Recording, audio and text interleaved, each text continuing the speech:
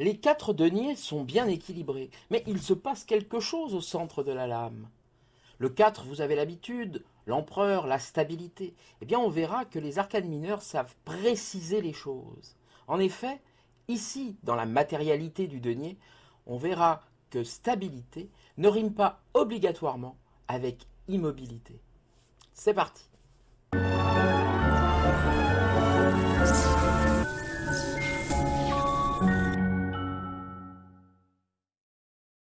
Bonjour les amis, bienvenue, j'espère que vous avez la pêche aujourd'hui pour regarder cette vidéo qui va nous parler du 4 de denier. Alors le 4 de denier, on le regarde, on voit 4 deniers bien stabilisés, on pense au chiffre 4, on pense à l'empereur, la stabilité dans la matérialité. Voilà comment pourrait se résumer cette lame dès le début, comme ça on se dit bah voilà, c'est 4, c'est l'empereur, c'est solide, c'est matériel. Au revoir à tous, j'espère que cette vidéo vous a plu.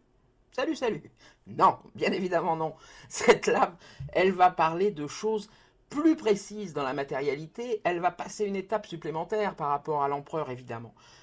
Si vous regardez l'empereur, il a un aigle sur son blason. Et dans la lame que je vous présente ici, qui est la lame du Camoin Jodorowsky, vous retrouvez bien cette sorte d'oiseau au milieu, comme ça, du blason. Alors si vous regardez le 2 de coupe, on voit que des anges sont en train de préparer cet oiseau à rentrer un petit peu dans cet athanor, c'est-à-dire ce four des alchimistes, et puis il s'apprête comme ça à monter vers le centre de la lame dans le 2 de coupe. Et ici, dans le 4 de denier, il est au centre, il est protégé, on voit qu'il est en contact avec tous les éléments extérieurs, on voit que ce denier, il est vraiment dans un cocon, et puis que son énergie a l'air intense, que ça a l'air de brûler dans ce four. Et puis on voit les fruits qui en sortent, je heurte le micro, les fruits qui en sortent, qui sont très très gros, qui sont très imposants. Donc on voit qu'il y a une vraie potentialité vraiment dans cette lame, vraiment une force qui est en train de se passer dans ce four. Alors cet oiseau, cet aigle de l'empereur, on peut y voir aussi un phénix. Je précise, bien sûr, que vous avez peut-être votre 4 de denier dans votre tarot à vous, où vous avez 3 fleurs de lys, ou une fleur de lys, ou une fleur et pas forcément ce phénix au centre. Moi, c'est une des raisons pour lesquelles j'aime bien le tarot Jodorowsky, parce qu'il a repris justement des éléments qui me plaisent bien, moi, dans les anciens tarots. Mais c'est pas grave, si vous avez autre chose à l'intérieur, pensez à cela. Et dans ces 3 fleurs de lys, on pourrait les étudier aussi. Il y a quelque chose qui parle, voilà, du chiffre 3, donc quelque chose qui est en expansion dans la royauté. Donc voilà. Donc on peut tout à fait faire le lien. Ici, ça me paraît quand même très clair avec ce phénix au milieu. Un phénix, ça renaît de ses cendres comme éternellement, comme ça. Il y a quelque chose qui est en train de bouillir au centre, qui est en train de se passer. Donc, qu'est-ce que ça veut dire? Ça veut dire que la stabilité qu'on voit dans le 4 de denier, eh bien, même quand tout est stable sur les côtés, tout a l'air stable, il se passe toujours quelque chose au centre qui est appelé à changer. Je sais que le changement, ce n'est pas quelque chose qui est bien apprécié par l'homme, parce que l'homme, il a envie d'être sécurisé tout le temps. Mais cette lame, eh bien, elle nous explique que la vérité, en fait, c'est-à-dire que rien n'est jamais sécurisé, que rien n'est jamais sécurisé. Mais par contre, elle nous explique aussi qu'il ne faut pas aller dans la peur de perdre sa sécurité. C'est quand on est comme Harpagon sur sa cassette, à protéger ses deniers, comme ça, ses écus, eh bien, on passe une vie de terreur, en fait. C'est-à-dire que cette lame, elle peut aussi parler des choses qui sont enfermées, emprisonné. La prison peut parler dans cette lame, ça peut être une prison. Attention, langage des oiseaux, ça peut parler d'enfermement. L'enfermement. C'est-à-dire que si l'enfer, c'est de perdre ce que l'on a, si ça devient ça dans notre vie, mon enfer, ça serait de perdre ma cassette, ça serait de perdre mon bien, ça serait de perdre ma maison, ça serait de plus pouvoir payer mon loyer. Et bien finalement, on passe sa vie en enfer. C'est-à-dire que si ça on parle d'argent ici en matérialité, eh bien l'argent il est fait pour en faire quelque chose. L'argent en lui-même n'a pas de valeur. Les pièces de monnaie, les billets de banque n'ont pas de valeur. Un chiffre sur votre compte en banque, ça n'a pas de valeur si vous n'en faites rien. Alors je sais bien ce qu'on me dit, ben moi j'accumule, j'ai peur de perdre parce que fais tout ça pour mes enfants. Mon œil. Évidemment qu'on fait aussi les choses pour ses enfants, on fait aussi les choses pour ses proches, on fait aussi les choses pour les autres. Mais avant tout, on fait les choses pour nous, pour notre vie. C'est notre vie qui doit être vécue, c'est pas celle de nos enfants, c'est pas celle de nos proches, c'est pas celle de nos amis ou de nos parents. Donc évidemment qu'on peut aider les autres, et on va y venir dans les lames qui vont suivre, notamment dans le 6 de denier. Mais cette lame, elle nous explique vraiment que les choses, elles sont aussi faites pour nous, qu'on fait les choses avant tout pour nous, quoi qu'il arrive, euh, et que, et que l'argent existe pour circuler.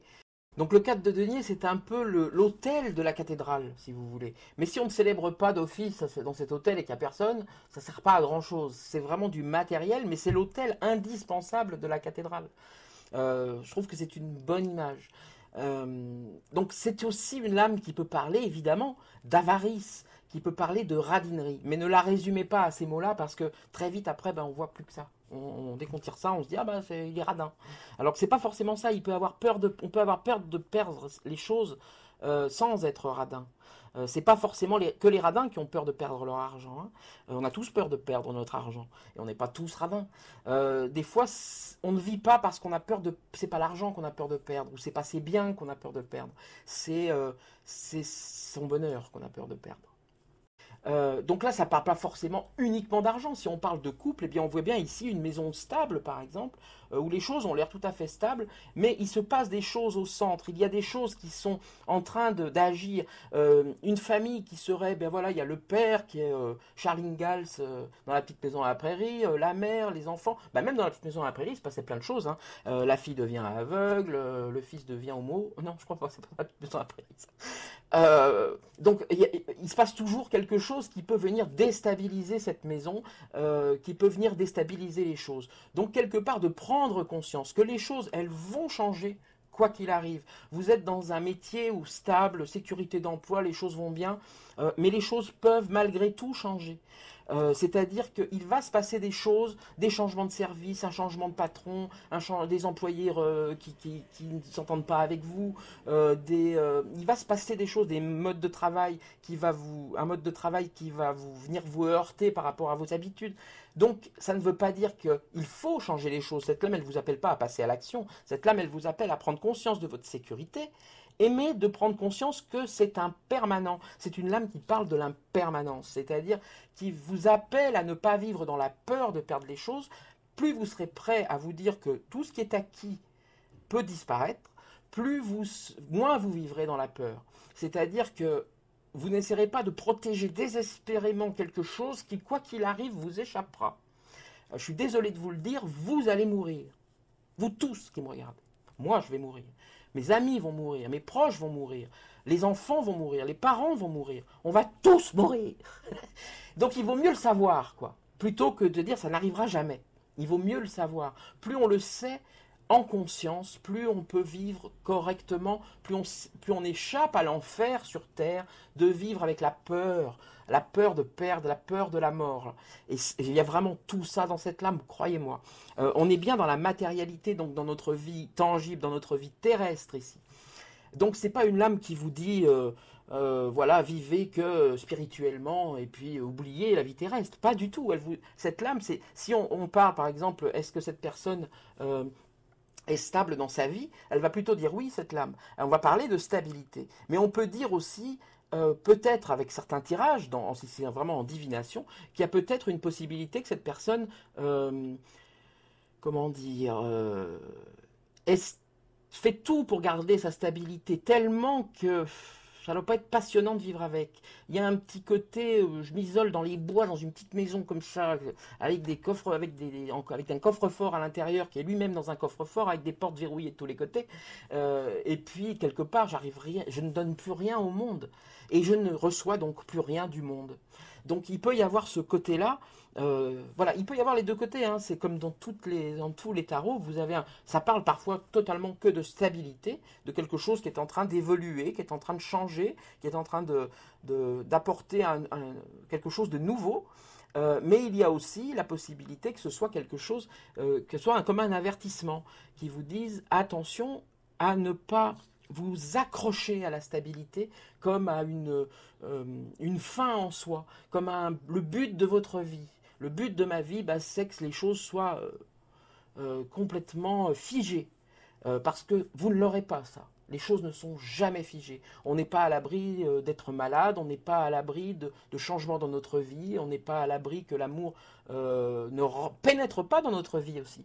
Hein. On est célibataire endurci et puis d'un seul coup, clac, on se retrouve avec des sentiments qui nous torturent parce on aimerait. Maintenant, j'étais tellement bien quand j'étais célibataire, et puis j'ai pas envie qu'on vienne changer mon intérieur, j'ai pas envie qu'on s'installe chez moi ou de déménager ou de vivre avec ou qu'on m'appelle, parce que voilà, il y a aussi ce côté-là, hein. C'est-à-dire que des fois, l'envie de garder sa stabilité fait en sorte que, eh bien, on n'accède pas au bonheur, en fait. En fait, cette lame, souvent, elle dit attention à la pétrification. Ne vous laissez pas pétrifier par une situation quand vous la trouvez simplement acceptable. Voilà, c'est tout ce que ça veut dire. Donc ça parle aussi bien sûr de foyer, ça parle de la santé, c'est-à-dire que les choses vont bien, mais n'abusez pas. C'est-à-dire qu'il y a peut-être un moment où ben, j'ai jamais été malade, je fais 120 kilos, je fais pas encore 120 kilos, mais ça pourrait venir. Je bouffe n'importe quoi, je suis jamais malade. Bon bah, est-ce que c'est une bonne solution? Il y a peut-être quand même quelque chose, il y a peut-être quelque chose à regarder quand même dans le fait de grossir trop ou de boire trop ou de trop fumer, même si ben, pour l'instant la santé va bien. Mais il y a peut-être quand même des risques qui sont pris et puis il y a peut-être quelque chose qui fait que voilà, il y a peut-être à réfléchir là-dessus. Hein. Ça peut être aussi un travail qui n'est pas totalement épanouissant. C'est-à-dire, vous voyez, je pense par exemple aux professeurs, à certains professeurs ou des personnels soignants, on en a beaucoup parlé ces temps-ci. Quand il n'y a plus la flamme, c'est-à-dire que quand j'ai commencé à enseigner, j'étais plein d'idées de transmission du savoir, je vais prendre les petits gamins et puis je vais les élever, je vais leur donner le goût à ci, et puis finalement, les temps sont difficiles, on est peut-être dans une école où c'est compliqué, où on a du mal à se faire respecter, on a du mal aussi peut-être à se remettre en question dans sa façon d'éduquer, et puis on a du mal et puis les gamins sont... voilà, c'est compliqué, hein, c'est très très compliqué d'être professeur. Hein. Moi je suis d'une famille d'enseignants, donc et c'était il y a un moment, mais je sais que c'est compliqué. C'était déjà compliqué il y a 30 ans, donc ça doit être encore plus compliqué aujourd'hui. Et puis il y a un moment où il n'y a plus la flamme, quoi. Et quelque part dans l'œil, je crois que c'est Serge Marquis qui dit ça, qu'est-ce qui se passe dans l'œil d'un enfant quand son professeur n'a pas la flamme? C'est-à-dire quand son prof... Qu'est-ce qui se passe dans l'œil d'un malade quand l'infirmière n'a plus la flamme? Ou le médecin n'a plus la flamme dans l'œil? C'est-à-dire quand il fait ça vraiment par routine. C'est compliqué, c'est destructeur. Donc il peut y avoir ça qui parle là-dedans. Voilà. On voit que oui, les fleurs sont très grandes, donc il y a vraiment des potentialités qui sont présentes dans cette lame, qui sont fortes. Il y a un 5e denier qui est vraiment appelé à pousser. On voit que la végétalisation ici autour, eh bien, elle s'énergise entre les deniers ici. Donc il y a vraiment quelque chose qui vient, qui naît. Il y a vraiment une potentialité. Il s'est passé quelque chose quand même. On a atteint un certain stade. Donc ça s'énergise et ça vient surtout appelé à fleurir là.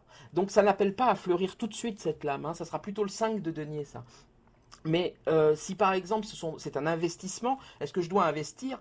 Ça va dire certainement il va falloir investir, que c'est pas tout de suite, que c'est en train de se mettre en place, qu'il faut bien regarder ce que l'on peut mettre, ce que l'on ne peut pas mettre. Ça ne veut pas dire qu'il faut le sécuriser, c'est peut-être même un peu le contraire. Ça veut dire qu'il faut pas jouer petit peut-être, mais pas le faire tout de suite. Il faut attendre un tout petit peu. C'est en train de se mettre en place, il ne faut pas se précipiter, mais il va falloir y aller. Mais c'est pas tout de suite. C'est encore en train de se mettre en place ici. C'est plutôt le 5 de denier qu'il faudra, qui explique vraiment qu'il faut utiliser ce denier central, si vous voulez. Mais encore dans le 5 de denier, vous verrez qu'il faut l'utiliser d'une bonne manière, c'est-à-dire à bon escient, de la bonne manière. Donc quand on parlait d'empereur au début, avec le 4, eh bien... Ici, on parle plus de la notion de contrôle qu'a l'empereur sur son univers plutôt que la notion de stabilité. C'est-à-dire qu'il faut prendre le contrôle de sa vie, c'est-à-dire en accepter les changements et ne pas s'enfermer dans la peur de perdre ce que l'on a obtenu. Il y a des fois dans la vie comme ça, on se dit « Ah, là, tout va bien ». Ben, il faut prendre au moment présent que tout va bien. C'est-à-dire qu'il faut vraiment vivre le moment présent et pas déjà vivre dans l'idée qu'on va tout perdre. en se disant, ben voilà, là tout va bien, donc faut que plus rien ne bouge, parce que là on ne vit plus. Ça sert à quoi d'atteindre le bonheur si c'est pour ne pas le vivre? Bon, je crois que je vais en rester là. Et puis, je vous dis à très vite pour le 5 de denier. À très bientôt. Salut, salut.